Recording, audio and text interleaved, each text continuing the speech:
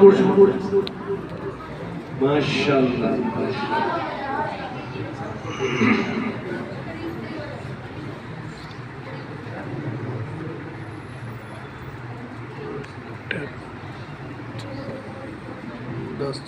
تھوڑا سا آپ لوگ آگے ملیں گے 11 ہو جائے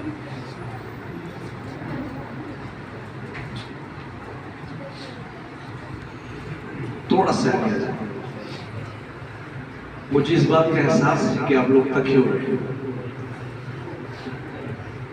مل کے بیٹھیں گے تو برکت ہو جائے گی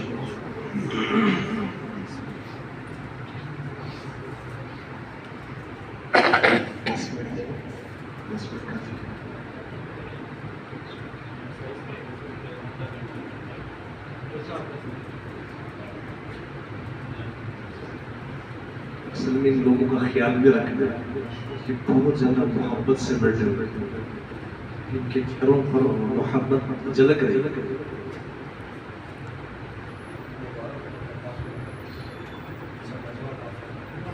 مخلص ساتھی اللہ پاک کا کوئی اس کو نہ چلے باہر کرنا چلا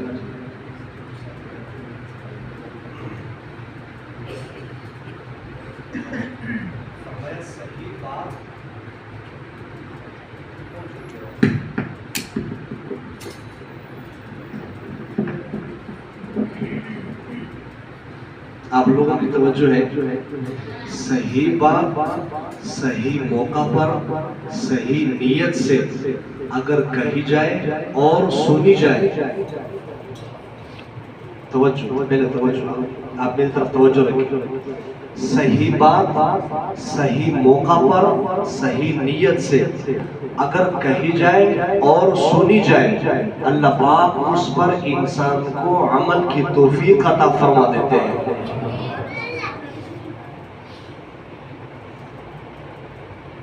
میری یہ بات سمجھ میں آ گئی آپ لوگوں کو فرمایا صحیح بات ہو صحیح موقع پر ہو صحیح نیت سے ہو کہی جائے اور سنی جائے اللہ پاک اس پر عمل کی توفیق عطا فرما دیتے ہیں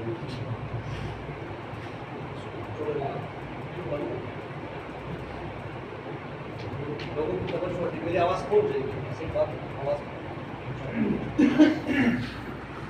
صحیح بات صحیح موقع پر صحیح نیت سے کہی جائے اور سنی جائے اللہ پاک اس پر انسان کو عمل کی توفیق عطا فرما دیتے ہیں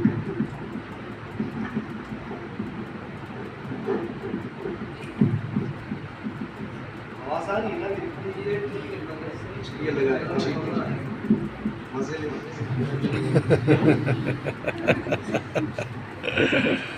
میرے تو بات سمجھ آئے گی آپ مزے لیں شکر ہے بھائی نے آپ لوگوں کو مسکرایا تھا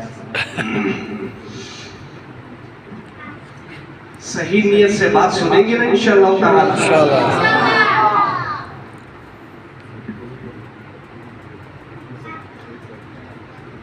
الحمدللہ وکفا وسلام علی عباده الذین اصطفى اما بعد فاعوذ باللہ من الشیطان الرجیم بسم اللہ الرحمن الرحیم انا نحن نزلنا الذکر وانا له لحافظون سبحان ربک رب العزة عما یصفون وسلام علی المرسلین والحمد للہ رب العالمین اللهم صل على سيدنا محمد وعلى آل سيدنا محمد وبارك وسلم اللهم صل على سيدنا محمد وعلى آل سيدنا محمد وبارك وسلم اللهم صل على سيدنا محمد وعلى آل سيدنا محمد وبارك وسلم اللہ تبارک و تعالی نے قرآن مجید فرقان حمید میں ایک دعویٰ دائر فرمایا ہے کیا؟ ایک دعویٰ دائر فرمایا ہے فرمایا قرآن پاک اتارا بھی ہم نے ہے اور اس کی حفاظت کی ذمہ داری بھی ہماری قرآن پاک کی حفاظت کی ذمہ داری کس کی ہے بھائی؟ کس کی ہے بھائی؟ اللہ پاک کی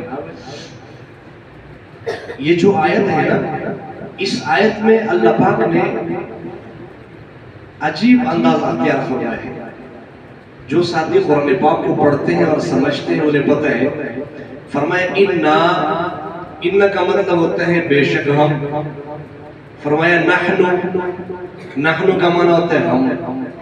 نزلنا فرمایا ہم نے نازل کیا. آگے فرمایا کہ وَإِنَّا اور بے شک ہم. اس ایک آیت مبارکہ میں اللہ پاک نے 4 مقامات پر فرمایا ہم نے. اس کلام کو اتارا بھی ہم نے ہے اور اس کی حفاظت کی ذمہ داری بھی ہماری. ایک عام آدمی کے دماغ میں سوال پیدا ہوتا ہے کہ یا اللہ تورات بھی تو آپ کی کتاب ہے, زبور بھی آپ کی کتاب ہے, انجیل بھی آپ کی کتاب ہے, اس کے علاوہ بھی شمار صحائف ہے, لیکن ان تمام کے بارے میں اللہ آپ نے یہ نہیں فرمایا کہ ان کتابوں کو اتارا بھی ہم نے ہے, حفاظت کی ذمہ داری بھی ہماری ہے. اللہ آپ قرآن عظیم شان کے بارے میں کیوں فرما رہے ہیں کہ اس کلام کو اتارا بھی ہم نے ہے اور اس کی حفاظت کی ذمہ داری بھی ہماری ہے. اللہ اس کی کیا وجہ ہو سکتی ہے؟ فرمایا کہ تمام کے تمام کتابیں انسانیت کے نام ایک میسج تھا, ایک پیغام تھا. قرآن عظیم شان انسانیت کے نام میسج اور پیغام بھی ہے, اس کے ساتھ ساتھ اللہ کا کلام بھی ہے. اس کلام ہونے کی وجہ سے اللہ پاک نے اس کی حفاظت کی ذمہ داری اٹھائی. قرآن پاک کے 55 نام ہیں. کتنے 55, جس میں سے 2 قرآن پاک کے ذاتی نام ہیں, باقی تمام کے تمام قرآن پاک کے صفاتی نام ہیں. ذاتی نام کتنے ہیں؟ 2. کتنے نام ہیں بھائی؟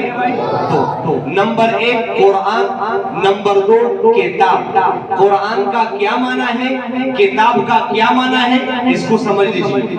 قرآن پاک کا معنی یہ ہے بار بار پڑھی جانے والی کتاب.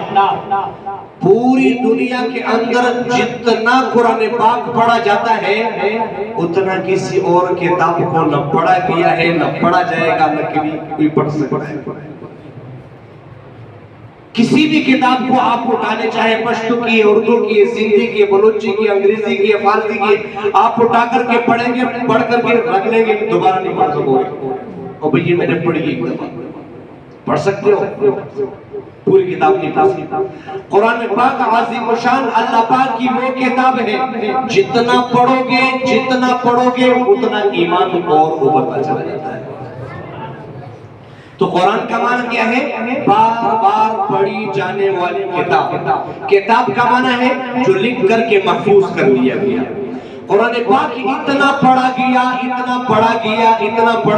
گیا کہ سینوں میں محفوظ ہو گیا, اور اتنا لکھا گیا سفینوں میں محفوظ ہو گیا. لکھائی کے حوالے سے کسی نے کوئی کمی نہیں چھوڑی, کسی نے لکھ کر کے اور بڑا کر کے محفوظ کر دیا. آج سے 2-3 مہینے قبل ہمارے چاکرا میں ایک ساتھی مجھے ملنے آئے تو کہنے لگے کہ مولانا میں ایک قرآن پاک لایا ہوں, آپ کو دیکھا نہیں. میں نے کہا دکھا دے. پہلا موبائل یہ جو انگلی کا پورا ہے نا, یہ جو انگلی کا پورا ہے اتنا قرآن پاک تھا لکھا ہوا. وہ دیکھے حیران ہو گیا, اتنا سا چھوٹا اور پورا قرآن پاک. لوگوں نے اپنے شوق کے مظاہرے کیے, کسی نے بڑا کر کے لکھ دیا, کسی نے سونے سے لکھ کر کے محفوظ کر دیا. تو کتاب کا معنی ہے لکھ کر کے محفوظ کر دے. پڑھا گیا, اتنا پڑھا گیا کہ سینوں میں بیٹھ گیا, اور لکھا گیا, اتنا لکھا گیا کہ سفینوں کے اندر محفوظ ہو گیا. فرمایا اِنَّا نَحْنُ نَزَّلْنَا الذِّكْرَ وَإِنَّا لَهُ لَحَافِظُونَ. اس کلام کو اتارا بھی ہم نے ہے اور اس کی حفاظت کی ذمہ داری بھی ہماری ہے. یا اللہ حفاظت آپ نے کیسے کی ہے؟ فرمایا حفاظت ہم نے ایسے کی ہے کہ یہ کتاب تغییر سے پاک ہے, تبدیل سے پاک ہے, ترمیم سے پاک ہے, تحریف سے پاک ہے, زیادت اور نقصان سے پاک ہے, تعارض اور ٹکراؤ سے پاک ہے. جیسے لوح محفوظ میں یہ کتاب محفوظ تھی ویسے آج تک ہماری سینوں میں محفوظ ہے. ایسے لوگ بھی ہیں جو 40 مانتے ہیں, ہے کہ نہیں؟ فرمایا اِنَّا نَحْنُ نَزَّلْنَا الذِّكْرَ وَإِنَّا لَهُ لَحَافِظُونَ، اس کلام کو اتارا بھی ہم نے ہے، اس کی حفاظت کی ذمہ داری بھی ہماری ہے۔ اس بات کو یاد رکھے، تورات بھی اللہ کی کتاب ہے، زبور بھی اللہ کی کتاب ہے، انجیل بھی اللہ کی کتاب ہے۔ یہ تمام کے تمام کتابیں انسانیت کے نام پیغام بن کر کے آئی ہے، لیکن یہ تمام کتابیں کتابی شکل میں آئی ہے۔ کیا؟ کتابی شکل میں آئی۔ تورات پوری کتاب اتر کر آئی ہے، زبور پوری کتاب اتر کر کے آئی ہے، انجیل پوری کتاب اتر کر کے آئی ہے۔ فرمایا موسیٰ کوہ طور پر تشریف لائیے، آپ کو کتاب دینے جا رہا ہوں۔ داؤد اپنی عبادت خانے میں تشریف لائیے، آپ کو کتاب دے رہا ہوں۔ فرمایا عیسیٰ آپ اپنی عبادت خانے میں تشریف لائیے، کتاب دے رہا ہوں۔ ہر نبی کو بلا کر کے ان کی عبادت خانے میں اللہ پاک نے کامل کتاب عطا فرمائی۔ ہر کتاب آئی کتابی شکل میں، قرآن پاک کتابی شکل میں نہیں آیا بھائی۔ کیا؟ قرآن پاک کتابی شکل میں نہیں آیا، ہر کتاب آ کر کے زمین پر بکھر گئی، اور ایسے بکھری ہے قیامت کی صبح تک کوئی جوڑ نہیں سکتا۔ قرآن پاک فکر کرایا، کبھی ایک آیت، کبھی دو آیتیں، کبھی تین آیتیں، کبھی ایک رکوع، کبھی سورت کا ایک حصہ، کبھی ایک سورت، کبھی ایک سپارہ، کبھی سپارے کا ایک حصہ فکر کرایا اور پھر جوڑا ایسا جڑ گیا قیامت کی صبح تک کوئی توڑ نہیں سکتا۔ فرمایا اِنَّا نَحْنُ نَزَّلْنَا الذِّكْرَ وَإِنَّا لَهُ لَحَافِظُونَ، اس کلام کو اتارا بھی ہم نے اور اس کی حفاظت کی ذمہ داری بھی ہماری۔ یا اللہ آپ اس کلام کی حفاظت کہاں پر فرما رہے؟ اللہ پاک قرآن پاک کی حفاظت کہاں پر فرماتے ہیں؟ مسجد میں، الماری میں، مسجد میں حفاظت فرما رہے۔ اللہ پاک قرآن پاک کی حفاظت کہاں پر فرما رہے؟ بولتے جائیں کر کے اللہ پاک قرآن پاک کی حفاظت اپنے چنے ہوئے بندوں کے سینوں میں فرما رہے ہیں۔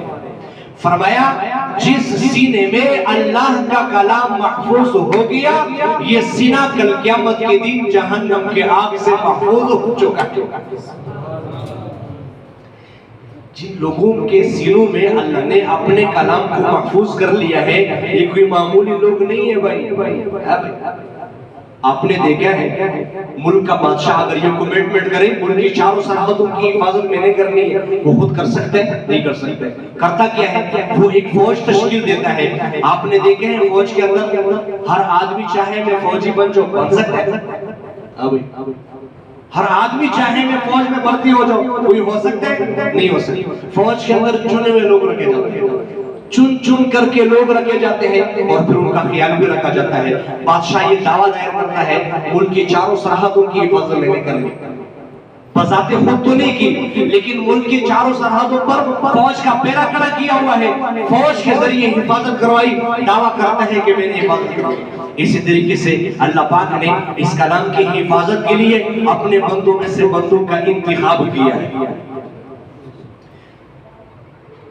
یہ زمین پر چلتی پھرتی اللہ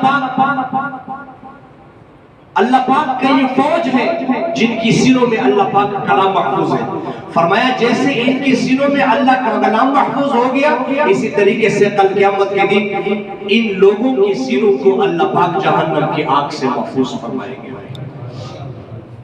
ایک دوسری بات آپ یہ سمجھ لیجیے کہ قرآن عظیم الشان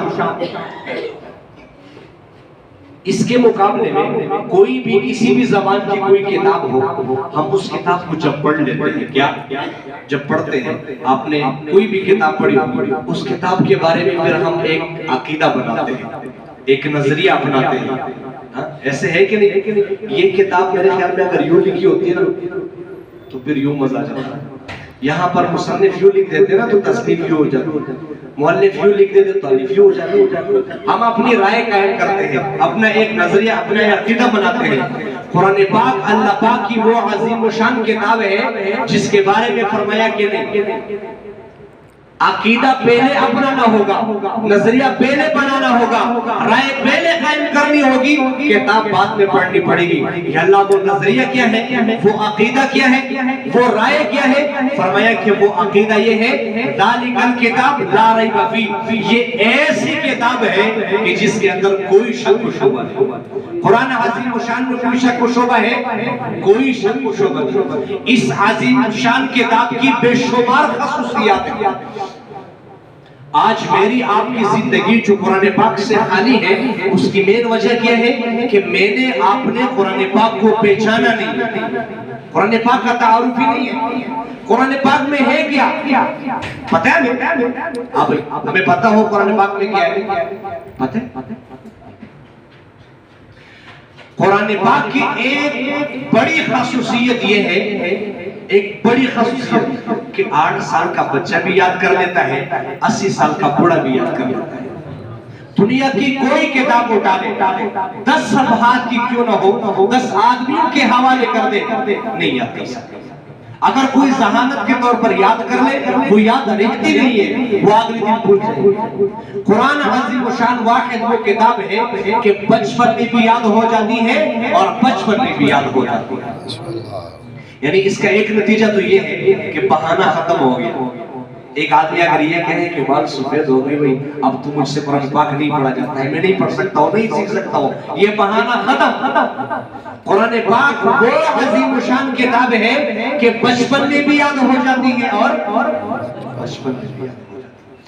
ایک خصوصیت یہ ہے کہ قرآن عظیم الشان خالق اور مخلوق کے مابین وصل، جوڑ، تعلق، مناسبت، رب، دوستی کا بڑا ذریعہ ہے۔ جس نے بھی کلمہ پڑھا ہے، جس کے سینے میں ذرہ برابر ایمان کی چنگاری ہے، ہر وہ آدمی چاہتا ہے کہ مجھے اللہ سے دوستی لگ جائے۔ چاہتے ہو کہ نہیں چاہتے؟ ایمانداری سے بتلائے، آپ لوگوں کی یہ چاہت ہے کہ نہیں کہ میری دوستی اللہ سے لگ جائے، اللہ سے تعلق بن جائے، اللہ سے ربط ہو جائے، مناسبت ہو جائے؟ ہر آدمی کی چاہت ہے کہ نہیں؟ اگر ہم یہ چاہیں کہ میری دوستی اللہ سے لگ جائے، اس کے لیے قرآن عظیم الشان کیا ہے؟ قرآن عظیم الشان ہے۔ کیوں؟ اس لیے کہ قرآن عظیم الشان آئین کی کتاب ہے، قانون کی کتاب ہے، دستور کی کتاب ہے، منشور کی کتاب ہے، رہبر کتاب ہے، رہنما کتاب ہے، امام اور پیشوا کتاب ہے، میرے آپ کے عقیدے کے باب میں مفصل و محکم کتاب ہے، میری آپ کے دنیا اور آخرت کے کامیابیوں کے ضامن کتاب ہے۔ یہ الگ بات ہے کہ ہمیں